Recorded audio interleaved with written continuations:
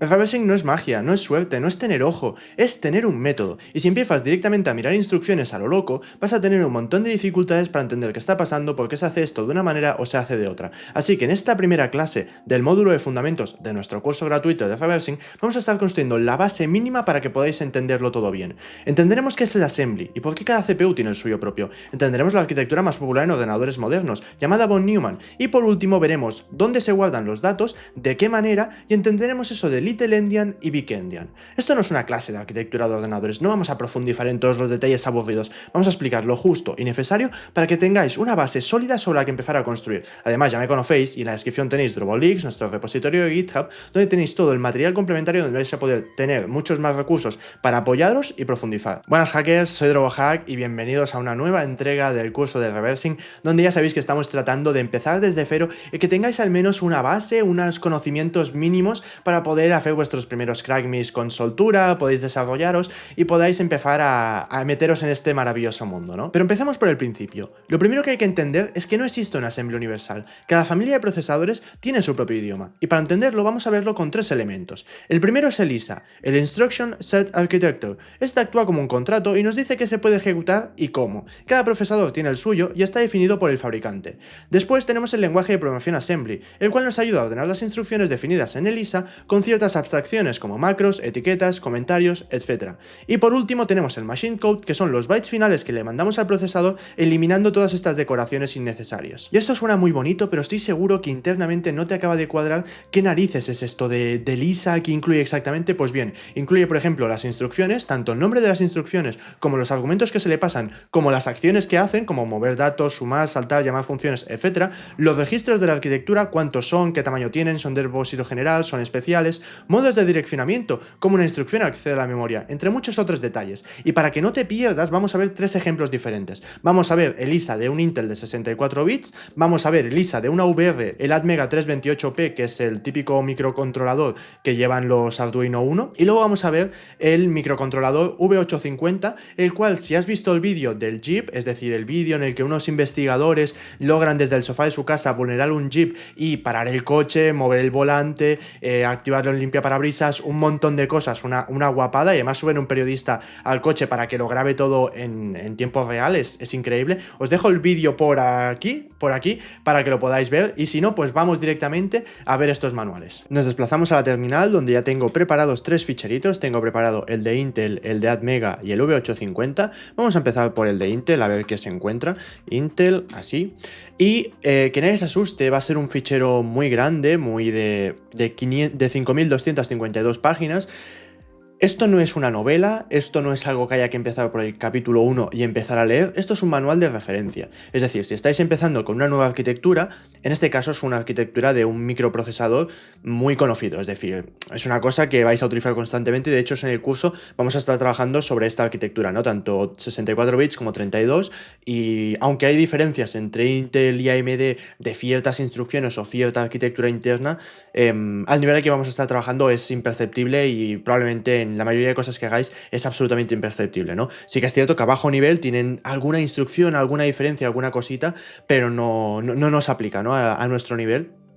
Y en este caso, pues vamos a estar trabajando con esta arquitectura y vamos a usarlo mucho como referencia, pero después cuando veamos otras arquitecturas que a lo mejor no son tan conocidas o no hay tantos vídeos o tal, pues tenéis varias opciones. O empezar a leerlo un poco más, los puntos que os interesen, o a veces los fabricantes te dan unos documentos que son de Getting Started o cosas así, o ya es un poco, pues hay que espabilar, ¿no? O sea, que si estás trabajando con una arquitectura un poco más extraña, con una arquitectura que no es tan conocida, pues te va a tocar investigar mucho más, ¿no? En este caso lo estoy poniendo a modo de ejemplo, vamos a ver el de Intel, a ver qué es lo que nos ofrece, qué podemos encontrar en un documento de este calibre, ¿no? En este caso vemos que aquí pone que hay volúmenes combinados, es decir, al ser un microprocesador con tantas cosas, tienen diferentes volúmenes para que puedas como ir a por uno, otro, etcétera, ¿no? En este caso yo he descargado uno que tenéis en la Droboleaks, que vienen todos los volúmenes incluidos, ¿no? Y voy a ir a páginas concretas, por ejemplo, si me voy a la página 697, me encuentro con las instrucciones de la A a la L en este caso, porque está, ya os he comentado ahora que está dividido en volúmenes, y aquí no sé, me encuentro, oye, pues tengo el ASCII Adjust After Addition, que me dice, hostia, tiene este opcode, es esta instrucción, tiene esta descripción, me dice la operación con una especie de pseudocódigo de lo que está haciendo y de qué registros va a modificar, ¿no? En este caso, pues veo la X o veo aquí que va a modificar pues ciertos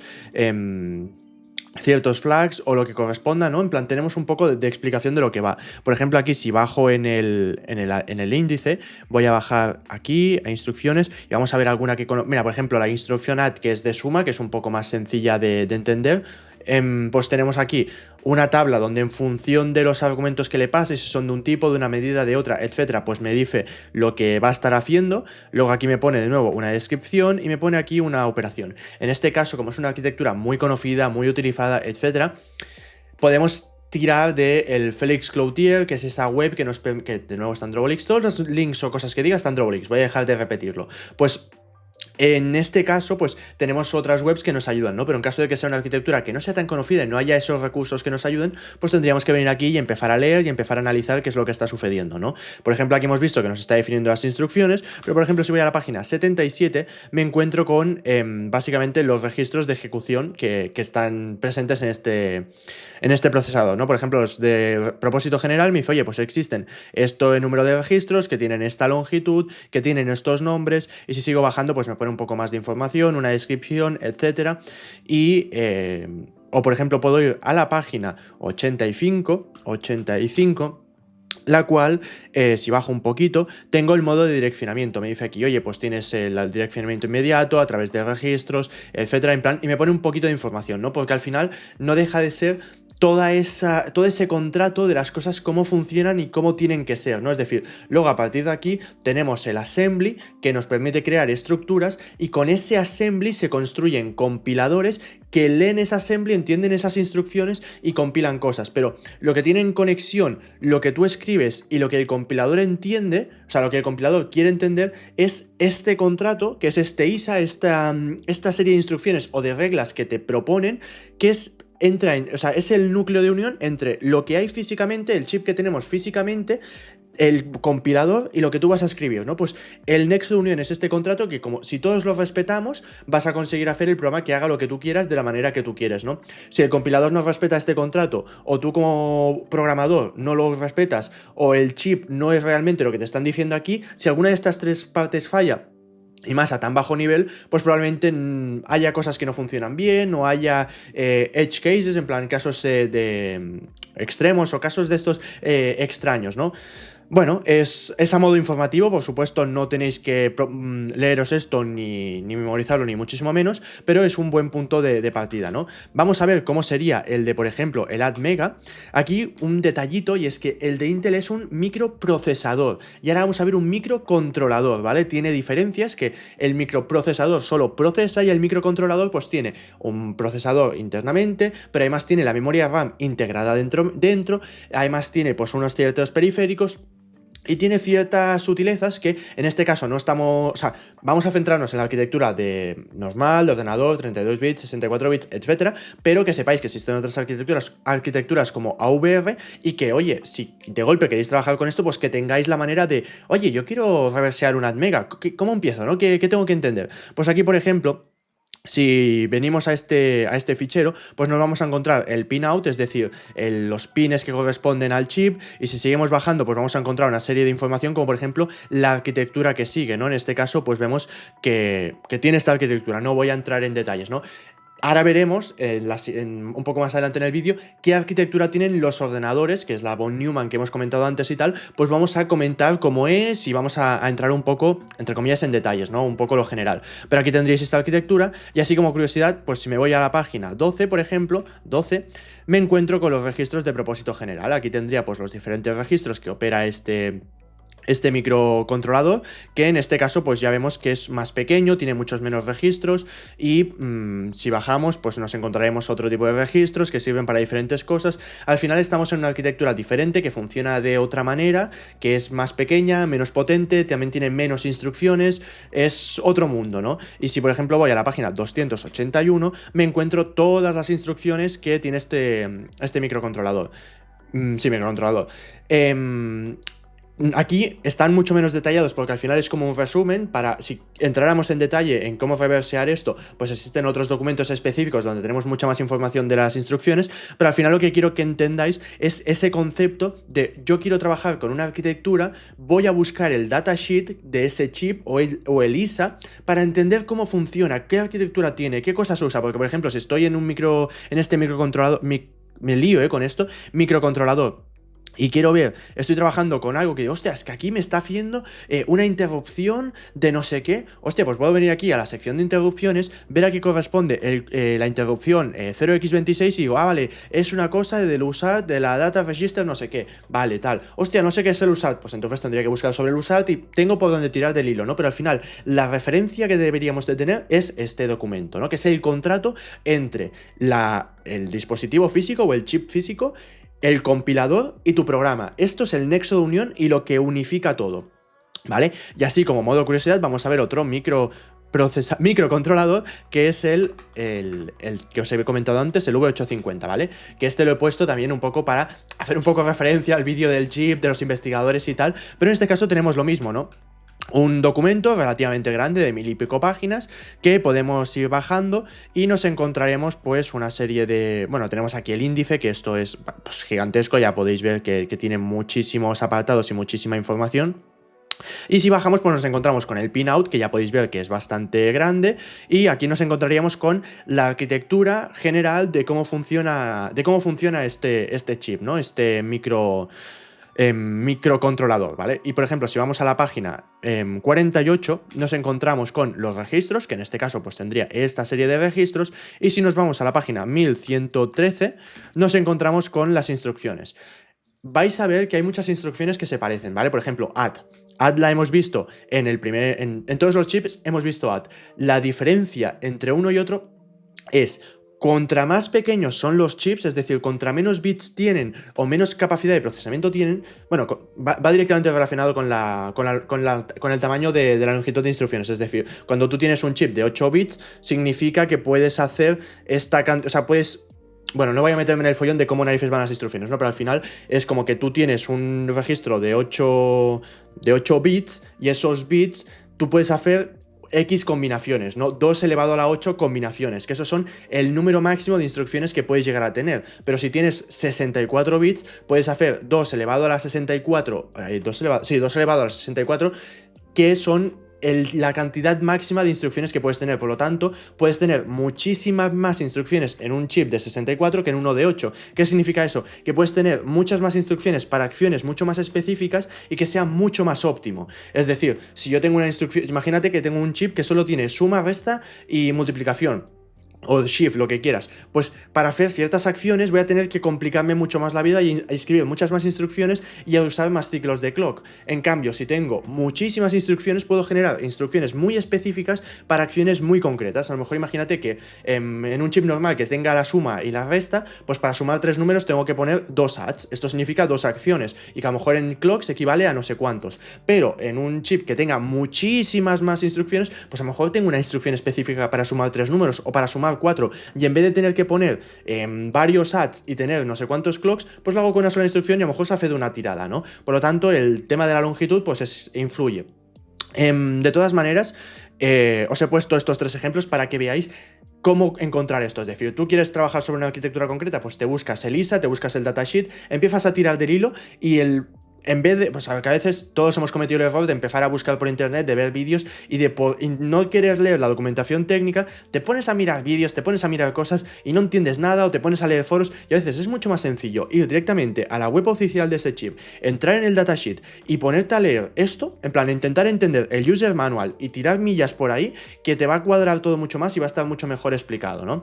Pero bueno, con esto voy a dejar por hecho los ejemplos de ISAs, es para que entendáis un poco que yo tengo, o sea, la conclusión de todo esto es: yo tengo un chip, soy un fabricante y fabrico algo físico. Saco un ISA, un datasheet, un manual de usuario, como lo queráis llamar. Y luego, yo como programador me fío de ese contrato para programar mi programa yo como compilador me fío de este contrato para hacer las diferentes optimizaciones o para hacer lo que corresponda, ¿no? Pero todos confiamos en última instancia sobre este contrato y todo lo que se haga tiene que respetar ese contrato. Luego, el assembly que yo genere, pues lo genero, le creo mis estructuras, mis movidas, el compilador lo compilará y luego se generará un bytecode, que es lo que le voy a mandar al sistema físico finalmente. De vuelta a la terminal y para complementar esto que os estaba diciendo ahora, tengo preparado una pequeña demo, que es un fichero C, que básicamente está haciendo una suma de dos valores de 32 bits, ¿vale? Pues, A y B, no tiene demasiada complicación, ¿no? Aquí vemos que devuelve A más B, y aquí lo vamos a compilar para dos arquitecturas diferentes. Por un lado lo vamos a compilar para 64 bits y por otro lado lo vamos a compilar para Atmega 328p, ¿ok? Esto en Drobolix tenéis el snippet y todo, ¿vale? Para que lo podáis replicar si queréis.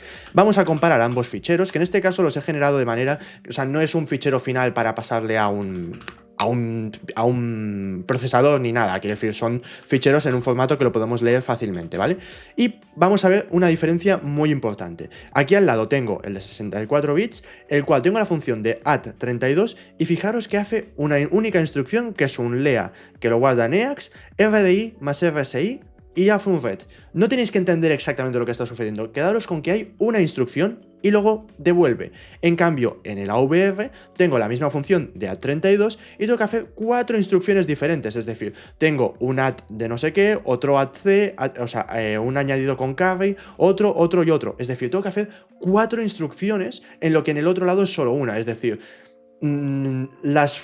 la optimización que puedo llegar a conseguir en este lado no es ni de lejos la del otro, porque en este caso tenemos un microprocesador, o sea, son diferentes cosas, ¿no? Uno es un microcontrolador y otro es un microprocesador, pero aún así lo que en un lado puedo hacer de una manera muy óptima y muy rápida, en el otro lado me cuesta mucho más esfuerzo, mucho más código y tiene sus sutiles diferencias, ¿no? Y al final el tener una arquitectura de un tamaño o de otro, que sea un microcontrolador o un microprocesador, pues tiene sus diferencias y sus sutilezas, pero al final, como he dicho ya, y soy muy pesado con esto, todo está en el datasheet, en el ISA y en ese contrato que nos dice cómo tienen que ser las cosas, si de una manera o de otra. Y para que volvamos a la tierra y cosas que podáis aplicar realmente, ahora vamos a ver lo que es la arquitectura de un ordenador moderno de 32, 64 bits con la arquitectura von Neumann. Bueno, nos desplazamos a ScalaDraw, que ya sabéis que me gusta mucho hacer diagramas, y tenemos aquí el modelo von Neumann. Aquí tenemos al bueno de John, que da nombre a este modelo, y vamos a tratar de entender la superficie, las cosas básicas para que os suenen los nombres, ¿vale? Esto no es una clase de arquitectura de computadores. Tenemos la CPU, ¿vale? La cual actúa como un único bloque. A ver si puedo hacer un zoom un poco de frente, ahí estamos. Tenemos la CPU, la cual actúa como un único bloque. Dentro, básicamente tenemos la unidad de control, la cual se encarga de manejar un poco todo, de que vaya, o sea, de qué hacer en cada momento.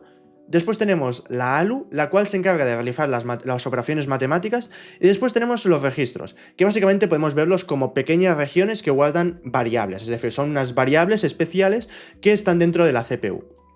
La más importante que nos interesa ahora mismo es el PC, el Program Counter, que básicamente tiene el contador de en qué punto del programa estamos, es decir, si estamos en la primera instrucción, en la segunda, en la tercera, en la cuarta, etc. Esto es un poquito más complejo si tuviéramos que entenderlo bien, porque esto tiene ciertos procesos, pero a modo general vamos a quedarnos con que existen estas cosas y que los registros viven dentro de la CPU. Por otro lado tenemos la memoria RAM. Esta memoria contiene tanto los datos como las instrucciones. En este modelo concreto están dentro de la misma memoria. Existen otros modelos que no vienen al cuento, pero que pueden estar separadas los datos de las instrucciones. En este caso están dentro de la misma memoria, dentro de la misma pieza física, por así decirlo. Y tenemos por un lado los datos que pueden ser pues variables, es decir, A igual a 3, B igual a 47, etcétera. Todos esos valores pues se guardan en datos y las instrucciones pues sumar, restar, multiplicar, shiftear, es decir, todas esas instrucciones que nosotros programemos, pues quiero que sumes esto con esto, quiero que ahora saltes a no sé dónde, quiero que ahora multipliques esto por lo otro, pues eso serían las instrucciones. Y el program counter, en este caso, de manera, ahora lo veremos más visualmente, pero de alguna manera, si está en 1, pues estaríamos a lo mejor en sumar, luego esto hace sus cosas y hace program counter más 1 y entonces pasaría a restar, luego hace más 1 y pasa a la sección de multiplicar y a través del program counter estaríamos como bajando y en función de lo que van haciendo esas instrucciones pues se van modificando el flujo, es decir, si de golpe tengo un salto, pues a lo mejor estoy en la instrucción 3 y salto a la 7 o salto a la 1 otra vez o puedo ir controlando el flujo del programa, ¿no? Ahora lo veremos más visualmente eso. Pero luego por otro lado, y esto es una cosa importante de entender, los dispositivos de entrada y salida. Por un lado tenemos la CPU, que procesa. la memoria RAM que guarda todos los datos de nuestros programas y por otro lado tenemos el disco duro, la pantalla, la tarjeta gráfica, etc. Es decir, estos son tres cosas separadas. Nosotros, imaginemos que yo compilo un programa y yo lo tengo guardado en mi disco duro. No está en memoria, está en el disco duro.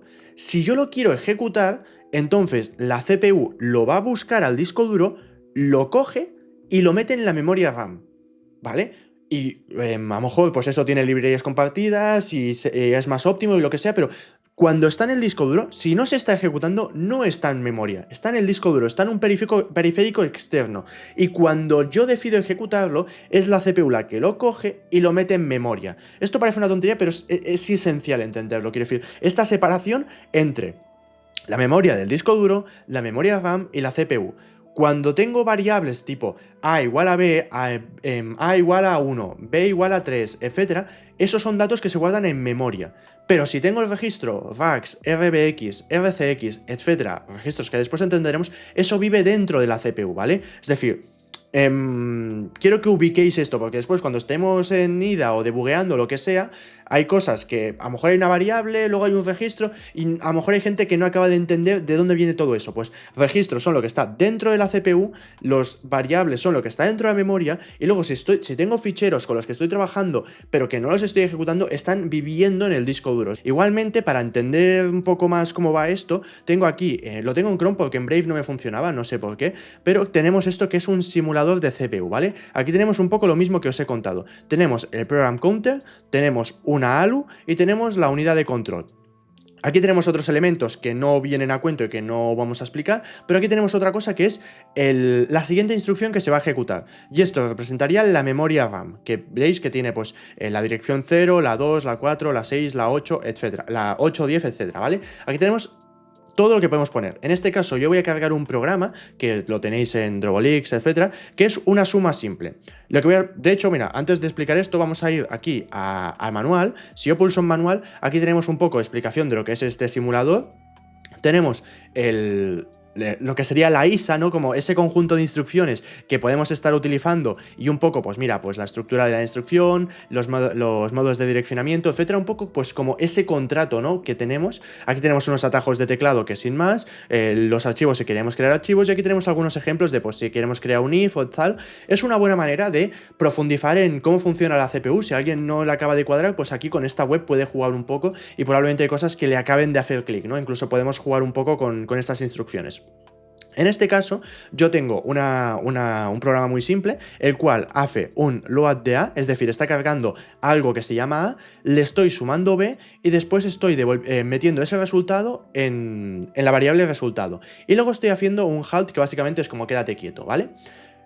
Este load A y este load B, ¿qué significa? Pues si nos fijamos aquí abajo, tengo una etiqueta, porque aquí puedo poner etiquetas, yo solo podría poner patata, ¿vale? Y esta región tendría el nombre de patata, porque es eso de que con assembly podemos crear etiquetas que nos ayudan a los humanos a tener ciertas estructuras. Pues tengo aquí una variable que es A, una variable que es B y una variable que es result, que no es más que ponerle una etiqueta a una dirección de memoria, ¿vale? En este caso, pues la dirección 18 le llamo A, o la dirección 20 le llamo B. Esto, insisto, es solo para mí. Si esto lo compilara, aquí haría un load 18, aquí haría un add 20 y aquí haría un STO en 22, ¿vale? Entonces, si nos fijamos, estoy en la memoria RAM y aquí tengo datos del programa que estoy ejecutando, es decir, estos son las instrucciones que voy a ejecutar y a la vez tengo las variables de datos en el mismo lugar, es decir, están de arriba abajo. Vamos a probar de ejecutar esto y vamos a ir viendo, ¿vale? Le damos aquí a ejecutar instrucción. Y veo que la siguiente instrucción que se va a ejecutar es un load 18, es decir, load 18 que corresponde a la A. Le doy a siguiente instrucción y bueno, aquí podría darle como lento y esto como que se va haciendo todo el proceso y todo esto. Si vosotros por vuestra cuenta queréis ir haciéndolo, pues sin problema, pero nosotros vamos a ir a tiro hecho, ¿no? Vamos a ir de instrucción en instrucción. Voy a darlo otra vez, cargamos la variable A, cargamos ahora hacemos, vale, sí, hacemos un add 20, en este caso se ha cargado, y luego le sumo 20 a la B, le damos al siguiente, y lo que hago ahora, la siguiente va a ser un STO 22, es decir, resultado que ahora vale 4, si hago 3 más 4, esto en la siguiente parte debería valer 7. Le damos a siguiente, y 4, A más B, 3 más 4, 4, ¿por qué no se ha cargado el 7? No sé qué ha sucedido exactamente o en qué me he liado, porque con la explicación a veces tal, pero en cualquier caso tenemos el mismo programa, A lo ha asignado a 3, B lo ha asignado a 4 y el resultado le he puesto 0 manualmente, ¿vale? Vamos a ir ejecutando las instrucciones paso a paso, tenemos el load 18, luego le damos a siguiente. Y tenemos el add 20, le damos a STO result y ahora ya hemos visto que sí que el resultado se nos pone en 7, ¿vale? Anteriormente no sé qué ha sucedido. Y aquí tenemos una curiosa instrucción que es el hold, que yo si le doy a siguiente, fijaros que estoy en, oye, me quedo aquí parado y ya está, y no sucede nada. Pero, ¿qué pasaría si esta instrucción no existe? En plan, si en memoria RAM entrara en algún bucle en que se descarrilara esto, ¿no? Hostia, vaya palabra, cómo está el contexto actualmente, pero esto se fuera de madre, ¿no? Se bajara para abajo. Y en cambio esto pusiera un NOP, es decir, no hacer nada. Pues vamos a ver qué sucedería. Vamos a volver a iniciar el programa, vamos a hacer las mismas acciones, esto lo voy a asignar a 0 para que me vuelva a hacer la operación, le damos a siguiente instrucción, hacemos un add, hacemos un STO, se me pone esto a 7, o sea, sin problema, y ahora voy bajando, voy bajando, me pone un NOP, un NOP, un NOP, fijaros que estoy en el program counter en el 12, es decir, que voy por esta instrucción de aquí, le doy a siguiente 14, 16, estoy aquí, ahora llega el 18 que contiene un 3, ¿qué pasa si le doy a siguiente? ¿Vale? Ahora ya es cuando va a ejecutar la instrucción 18, porque el program counter indica la siguiente instrucción que se va a ejecutar, si le doy a siguiente, hostia, instrucción válida no encontrada, es decir, está tratando de ejecutar este 3, porque el programa, o sea, en la CPU no diferencia entre si esto es una instrucción, es un valor o qué es lo que es. Quiero decir, ella va bajando, y si no hay ninguna instrucción que lo vuelva a subir, que modifique sus valores, etcétera, pues va a fallar, o va a petar, o va a crashear, o va a hacer lo que sea, ¿no? En plan, no va a funcionar correctamente. Y esto puede llegar a ser un problema, es decir, el hecho de que el programa me llegue a puntos donde crashee o no haga lo que debería. Es por ello que si volvemos aquí a nuestro ScaliDraw y me voy un poco a la derecha, ¿cómo organizamos la memoria RAM para que no se nos complique, ¿no? Para no tener problemas, es decir, para que no suceda lo que nos acaba de suceder. Pues para ello tenemos una bonita cosa que es la segmentación de memoria, que entonces tenemos una cosa que es el stack, el heap, diferentes secciones que están destinadas a diferentes cosas. Por ejemplo, aquí tenemos pues variables globales, no inicializadas, variables globales inicializadas, punto text donde se guarda el código del programa, etcétera. Tenemos una serie de convenciones o de reglas, y luego también tenemos una cosa que son los calling conventions, que es, oye, cuando llama una función se hace de esta manera, se siguen estas reglas, tú tienes que hacer esto, yo tengo que hacer lo otro, si yo soy la función que llama, tengo que hacer esto, y si tú eres la función que eres llamada, tienes que hacer esto otro. En siguientes clases entraremos en detalles de cómo funciona esto exactamente, cómo varía entre las diferentes arquitecturas, etcétera, ¿no? Porque esto da para una clase completa. De hecho, más adelante haremos una clase solo de calling conventions, de segmentación de memoria y todo esto, pero que entendáis que la CPU al final es tonta, en el sentido de que ella solo ejecuta, y nos puede llegar a suceder esta situación en la que, pues, oye, falla, porque yo aquí si le doy a intentar ejecutar esto, me dice que ha encontrado una instrucción no válida, porque la CPU no entiende si esto es memoria, si esto es una instrucción o qué está pasando aquí. Pero para eso tenemos estas reglas por encima, este contrato, por así decirlo, que nos dice, oye, esto se hace así, y si todos hacemos esto, todo irá bien, ¿no? Es un poco este rollito. Y hablando de memoria, existe un concepto que debemos entender, que es el endianness. Básicamente es el orden en el que se guardan los bytes, es decir, si el byte más significativo está a la izquierda o está a la derecha. Existen dos tipos, little endian y big endian. Por un lado, big endian tiene estas arquitecturas, y por otro lado, little endian tiene estas arquitecturas. Es solo un ejemplo para que os hagáis una idea, pero realmente hay excepciones, casos particulares, y mayoritariamente os vais a encontrar little endian porque tiene ciertas, o sea, es más óptimo para ciertas operaciones y cosas que ahora no vienen a cuento.